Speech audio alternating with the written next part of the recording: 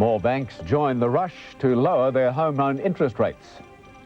Lengthy jail terms for two major Australian drug traffickers. And Australia's third communication satellite successfully launched into space. Good evening. Home loan borrowers are the big winners from last night's federal budget, with Australian banks rushing to lower their interest rates. The ANZ led the way, dropping its rate to 14.5%.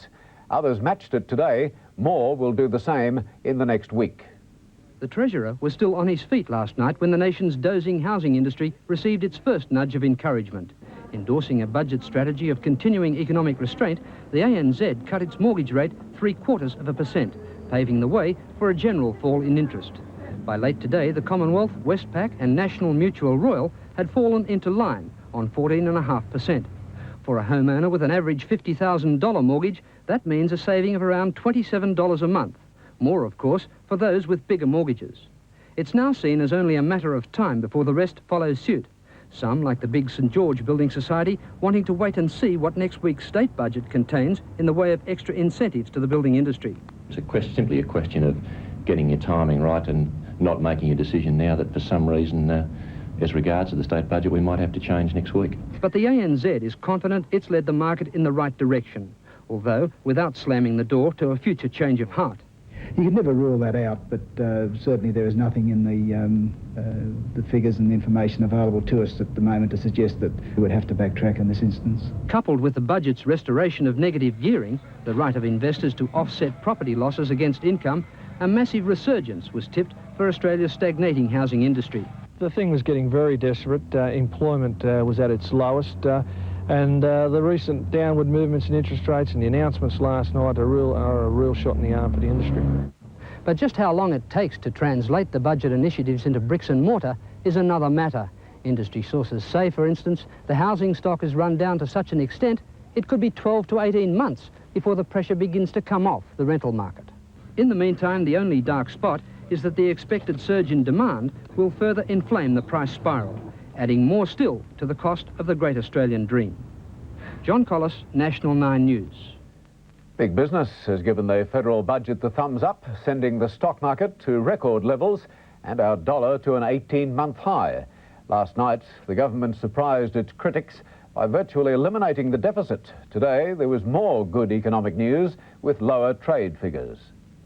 Paul Keating took the selling of his historic near-balanced budget to the National Press Club today, arriving just as the statistician released August's balance of payments figures, a much lower than expected $880 million, compared with the previous month's trade deficit of just on $1.4 billion. According to Mr. Keating, the low August figure is a clear pointer of the shape of things to come. We are confident of further tangible progress in overcoming our current account problem. During his speech, Mr. Keating confirmed that the government's review of corporate taxation would include an examination of tax concessions for superannuation payments.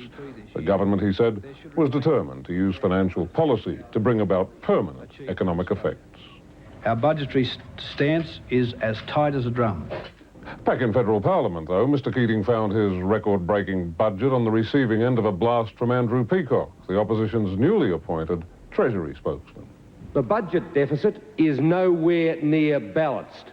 The budget is a squandered opportunity to address the fundamental imbalance in the government's accounts and thereby put the economy on a firmer footing. Mr. Keating was having none of that, painting a grim picture of how a coalition government would have handled the current economic difficulties. What a shocking, irresponsible, squalid policy it was and is, and how if we had it in this country, the country would have had it. There was sharp reaction on the stock exchange today to the budget, with hectic trading in the first half hour. Shares surged ahead to close at a record high, with the All Ordinaries Index up 43 points.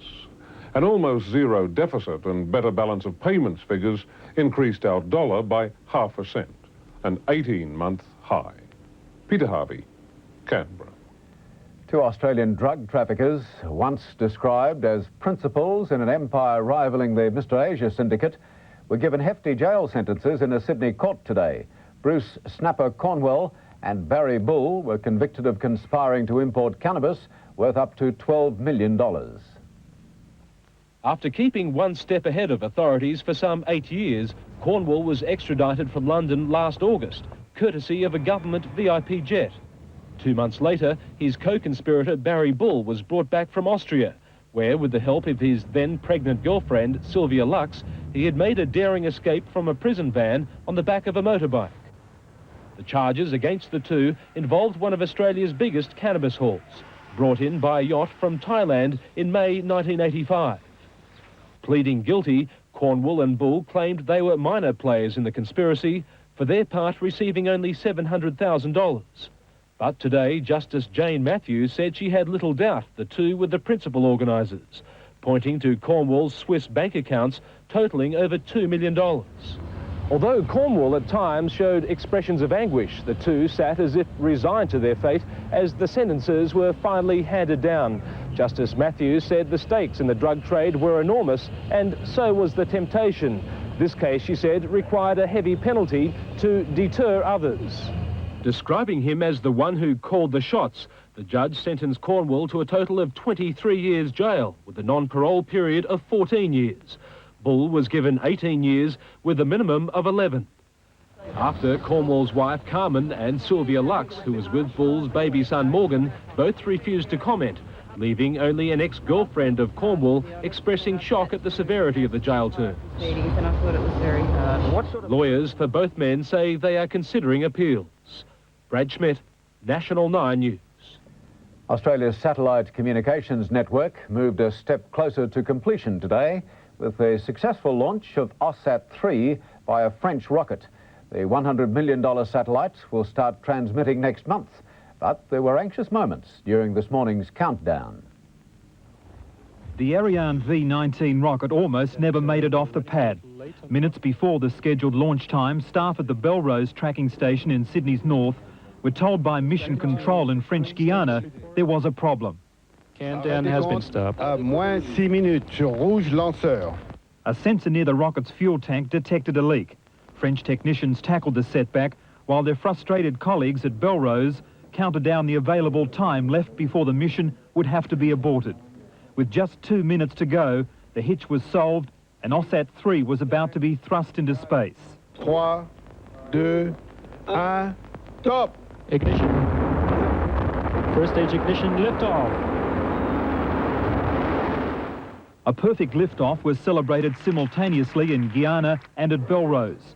With memories of the shuttle explosion still fresh, jubilation was especially sweet. Trajectoire normale. 18 minutes into the flight, AUSSAT-3 was released and Belrose took over to begin tracking and guiding the satellite into orbit. Early next month, AUSSAT-3 will start servicing the outback as well as the southwest Pacific, including New Zealand. One way or another, the satellite will touch the lives of all people in Australia. Ariane carried French pride as well as AUSSAT-3. The successful launch marks a recovery for the French space program after 3 disastrous failures of the Ariane rocket. Despite the enormous cost of the 3 satellites, they have a limited lifespan of just 10 years. Tenders have now been called for the second generation of AUSSAT satellites, due to be launched in 1991. Mark Burrows, National 9 News. In the news to follow, major changes to mental health care and America's new landing craft.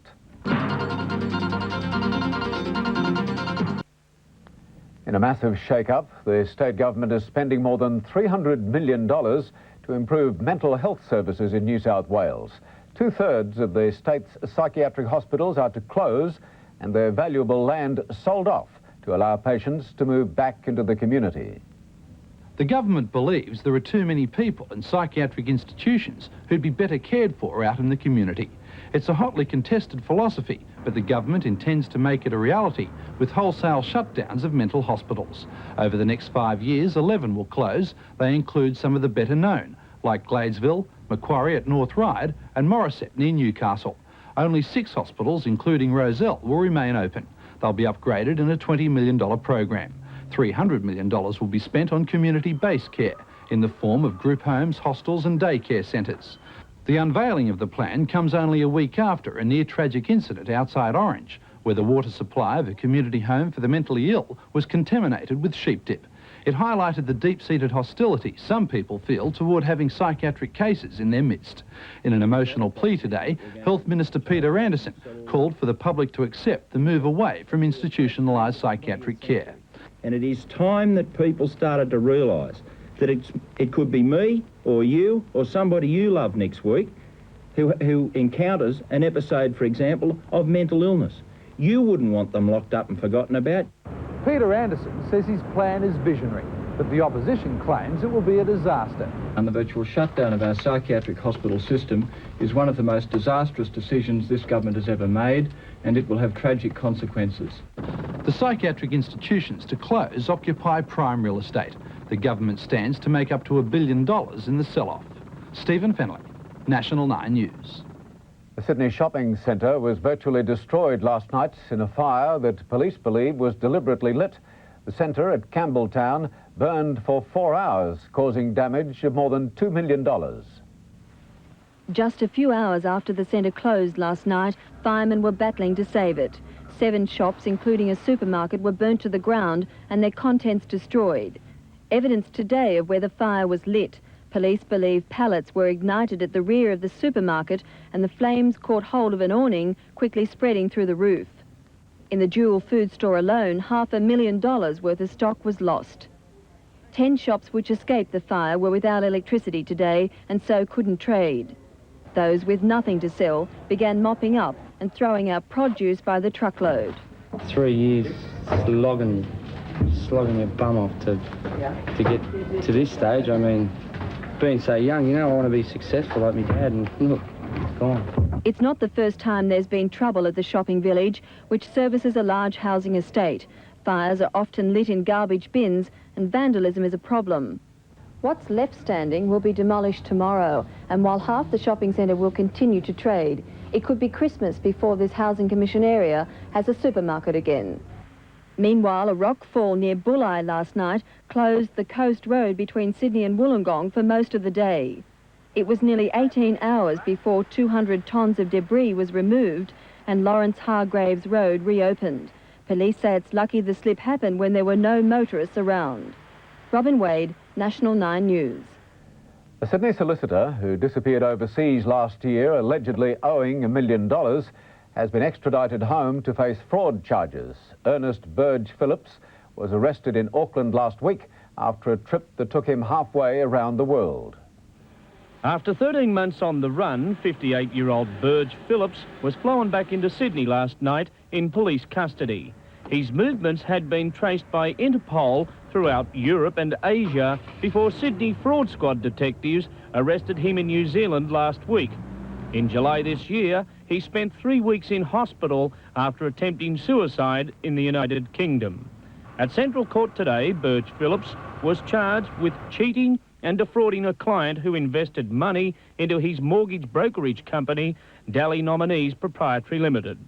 The court was told he's expected to face similar charges amounting to the tune of $1 million. The Law Society has since repaid an investment of $30,000 relating to today's charge. Although struck from the role as a solicitor, Burge Phillips represented himself in the dock.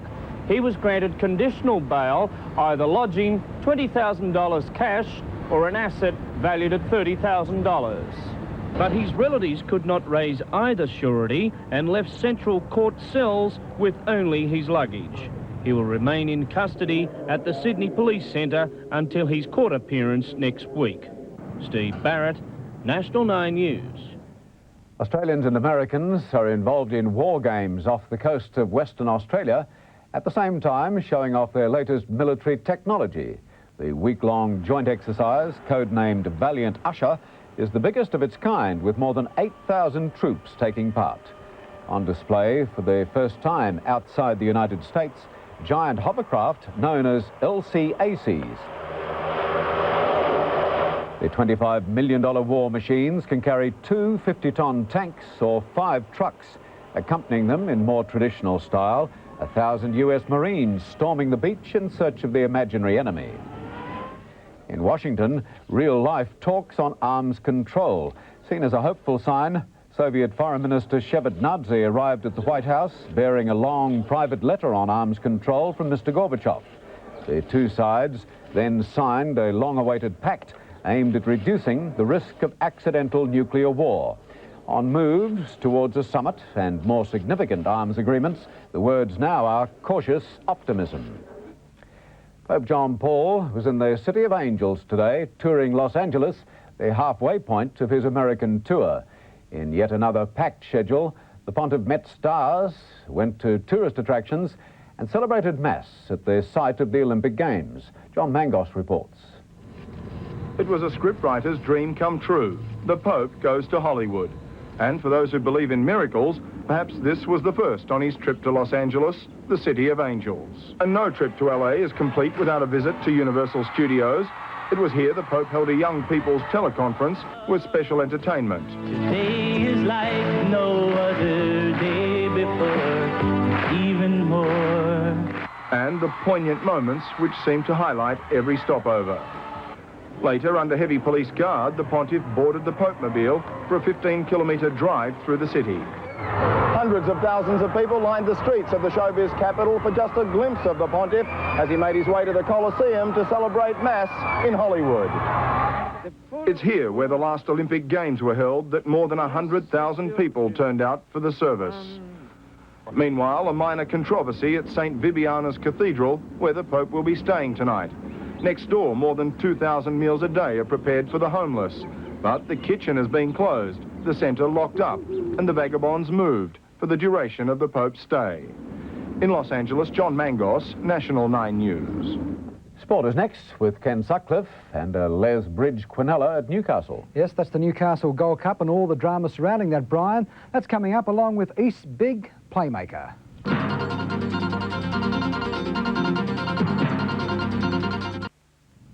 Canberra's Mal Meninga could be a surprise face in the Raiders lineup for Sunday's final against East, a match that would be his first since breaking his arm halfway through the season.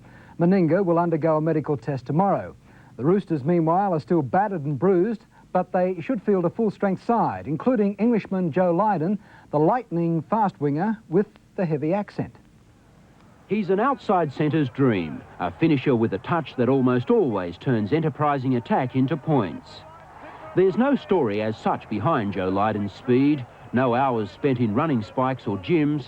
He was quite simply born to run. It's nothing that I've had to really work on. It's just probably the greatest asset of my game, and it's just something that I thank God it's just natural. At training this week, speed has been an issue with coach Arthur Beetson. I thought that we were a little bit reluctant to move our asses on a few occasions when we had Manly shot.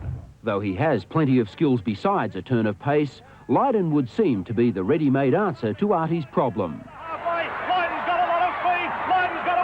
He might be only 23, but the Englishman is prepared for the day he asks the question, and his legs have no reply. To be realistic, if you're a winger or a centre, once your speed starts going, I think you'd be foolish to hang around it, for the latter years of your career. Until then, about the only problem he's likely to have is understanding his Australian teammates. They complain about his accent, but the trouble is, he can't understand their complaints. Who's the hardest to understand in the East Pack, or Eastern Suburb side? Oh, I'd say Trevor Gilmeister, the Queenslander as well. I mean, Sydney people aren't too bad, but from up there, it's just impossible. None of that will matter much in the coming weeks. If Lydon gets wound up, they'll all have to save their breath for the chase. Supplies the expertise to go round there. Tim Sheridan, National 9 News. Australia's unluckiest jockey.